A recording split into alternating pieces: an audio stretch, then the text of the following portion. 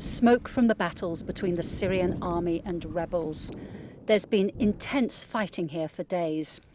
On Wednesday, anti-government forces, including fighters affiliated to Al-Qaeda, took control of the Kenitra crossing into the Israeli-occupied Golan Heights.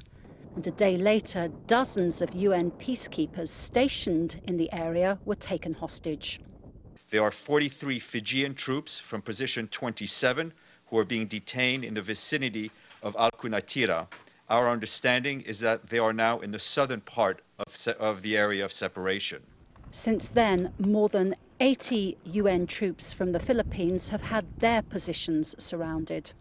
Filipino peacekeepers in Golan Heights are in a standoff with Syrian rebels as the former tried to storm their positions at around 10 a.m. Syrian time yesterday. Our peacekeeping forces are holding their ground to defend their respective positions. Speaking at a UN forum being held in Indonesia, the Secretary-General condemned the detention and intimidation of the peacekeeping troops. These courageous peacekeepers had deployed with UNDOF to bring greater stability to the people of the area.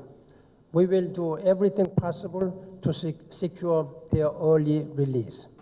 It's the third time peacekeepers have been taken hostage in the area. On previous occasions, the hostages have later been freed.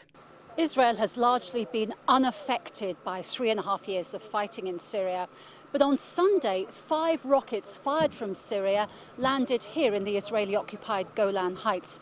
And on Wednesday, an Israeli soldier was moderately wounded by stray fire from Syria. Elsewhere inside Syria, there are different front lines.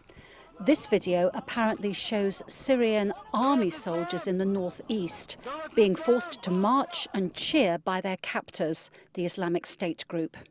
The Syrian Human Rights Observatory says dozens of them were later executed. The soldiers were captured after the Islamic State group took over a government airbase. More than 500 people were killed during that fighting. In the past week, the Islamic State has been gaining more and more territory inside Syria, taking it from government forces or other rebel groups.